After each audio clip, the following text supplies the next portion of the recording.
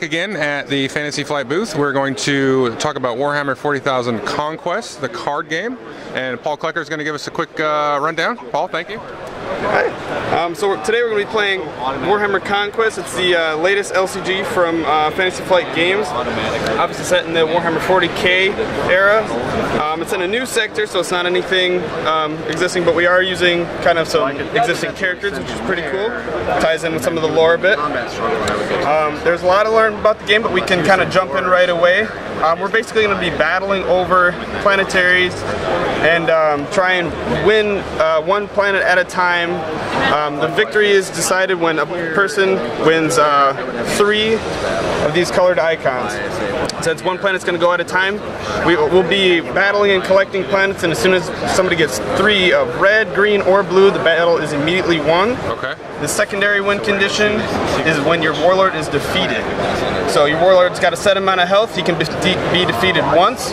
He'll be then flipped over for a secondary phase called his bloodied, and then once he's defeated here, then that game is automatically won for the opposing player. So we can jump right in, and then we'll teach along the way. Okay. So, did you want to join me in playing this too then, or? Go ahead and just play out a hand, a hand or two, sure. That's fine. So each player, I'm going to be playing the orcs. I'm going to play as Nazdrag. So we can see on here on the top, we're going to have my combat stats. We're going to have my attack for 2 and my health for 7. That carries over throughout all of the game. And then right down here, I draw 7 cards and start with 7 resources. So that's the only time that this number is going to be relevant. And this is the same for both Kato Securius and Nazdrag for the demo deck, but other characters will have, other warlords will have different sets amount. Okay. So I would start with 7 cards.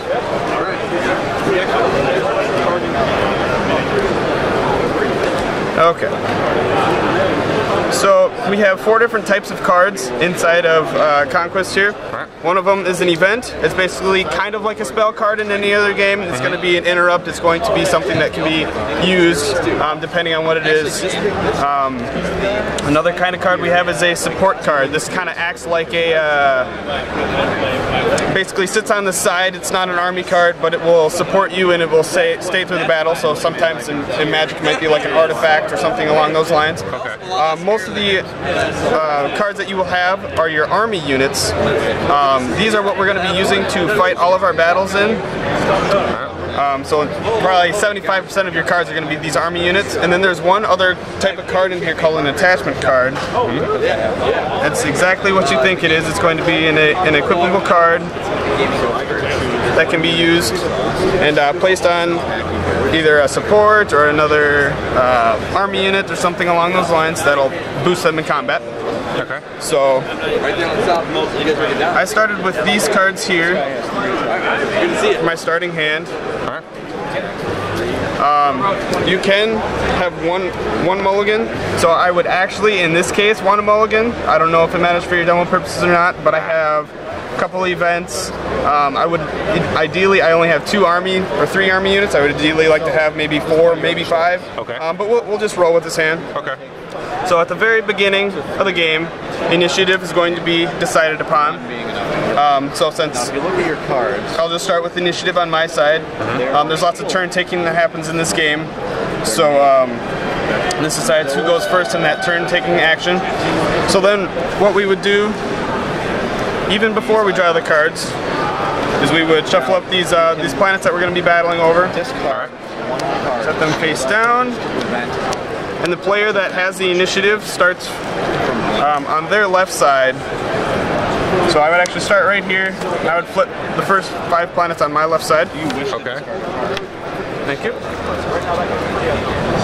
And then we would go straight into the deploy phase. Okay. So me going first, I have the initiative. I'm going to take my 7 starting resources here. So then I will get to choose any of my army units or supports to deploy at this time. I will spend, let's see, 4. I'll spend my 4 resources here. Alright. Send take busted bombas to the first planet. And then in that fashion, you would take your turn with your cards. You would place a guy there. So let's just say you deployed for 1 an eager recruit to Barless. Then the turn would go back over to me. I've got 3 resources. I'll spend my 3 for a weird boy. I'll send him to 4. You would, on your turn, send another guy to your planet. And then after one person has no more resources or decides to pass, it would go to the next player to deploy until they are ready to pass. Once both players have passed, then we're going to go into the command phase. So then what we need to do is our warlord is actually going to be fighting in every single battle. So we use this dial here to decide which planet of the first 5 that we do want to go to. It's going to be secret and then be revealed by both players at the same time. Cool. So there's always, so when it comes to the battles for the planets, there's always going to be a battle at the first planet, and then any planet that has a warlord on it. So if if both warlords are on the first planet, there's only going to be a battle here. Say we've got warlords here, there's going to be a battle at 1, 3, and 4. Okay. So I would select my dial. I say maybe I want to go to 2. I place that face down. Wait until you're ready to go. Say you want to go to 1. Then we reveal at the same time. You're going to 1. Kato goes to planet 1. And then Nazrek's going to go to planet 2. Alright. So, phase 2 of the command phase is we're going to resolve the command struggle for each planet. So what that is there's 2 different times in the game that we actually get to collect resources as a player. It's going to be during these command struggle phases, and it's going to be on the headquarters phase at the end. So what these command phases are, or for the command struggles, are right on each of the planet. You'll see two numbers. Those indicate the resources that are collected by the command struggle. So the one on the right hand side is obviously the resources. The one on the left hand side is going to be the amount of cards that you get to draw. Okay. So the way that the command struggles are won, they're automatically won by warlords. So since your warlord is present here, you would automatically claim 1 resource token, and that would go into your pile. Over here, I have a warlord. You do not. I would take 2 cards and put them onto my side of the field. Okay. And then over here, most of the other command struggles, because warlords are only going to be at 2 planets, are decided by your army units. Okay. The person that has the most number of command icons at the planet will win the command struggle. Right. So since I have 1 here, I will also win that command struggle, and I will take 2. And I will put that into my resources. Alright. After all the command struggles, there's nobody taking any of these planets. Then we would go into the combat phase. So battle starts at the very first planet and works its way down in that fashion. So right here, my tank busted bombs would be fighting your Captain Kato Sicarius for the control of this planet. So throughout all the battles on the planets, the first planet is the only planet that is captured during each round. So we would both fight over this planet. Whoever wins this one will keep this one, and then all the subsequent battles, which is only going to be this one because there's a warlord present here. Okay. Nobody will get to claim this planet, but you do get the perks of deciding whether or not you want to activate a planet's special ability or not. Okay. Battle winning ability. So as you play the game, these get less and less and less and less as you move on. After one gets claimed, and the end of the round, and we go into the headquarters phase, you reveal the next planet in line. Okay. So during the first 3 rounds, there should be 5 planets, and then after that, then there's going to be 4, 3, 2, and then the last planet. Okay. It is possible to get to battle up to the last planet and not have 3 of these icons. In that case, the winner of the game goes to the person that claims the last planet. Okay. All right. So they can be won in a way that everybody's got about 2 of every color, and then the last planet. Okay. Even if that doesn't complete your color set, will win you the game. Okay. So battle would start here. Right. So we're going to start at the first planet, and then so the way that the combat starts is normally I would start because I have initiative, but one of the special rules is if you have the warlord there, you would start with the first attack. All right. So you could, you have 2 options with the warlord they can attack or they can retreat back to their headquarters if they think they're going to lose the battle, or at any other time. Any other normal unit cannot do that. They have special times when they can retreat, but warlords can do that anytime for their combat action. We're going to go back and forth. Okay. So say that you want to inflict 2 damage to me, so you're going to actually exhaust your unit to declare an attack. And I can look at my hand here. One of the special things are, you'll notice that there's some of the event cards have a skull icon located right in the top left corner there.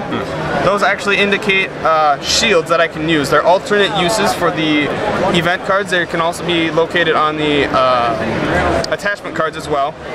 And instead of paying the cost and using the card, you could at any time discard the card in your hand to defend against that much damage. Right. So say I really wanted to, I'll just discard my Bigga is better, just shield one of the damage that's going to be incoming. So that'll go in my discard. I don't have to pay anything for that. And then 1 damage still goes through. So then I would take 1 damage. I'm going to go down to 3 right here. So I will then exhaust my Tank Busted Bombas to send 3 damage over to Captain Cato. If you didn't have any shields, or if you let the attack go through, he would take 3. Now at this time, when all the units on a planet for a given battle are exhausted, then we would bring everybody back up, and both players have a chance to retreat any number of units that they want if they think they're going to lose the battle, or for whatever reason they see fit.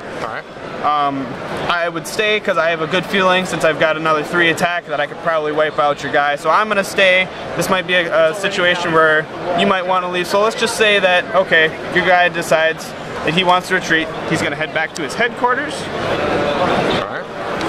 And the battle would be won for me then. The battle is officially declared as a winner when I go to attack with a unit and there's nobody for me to attack. So I would win this planet.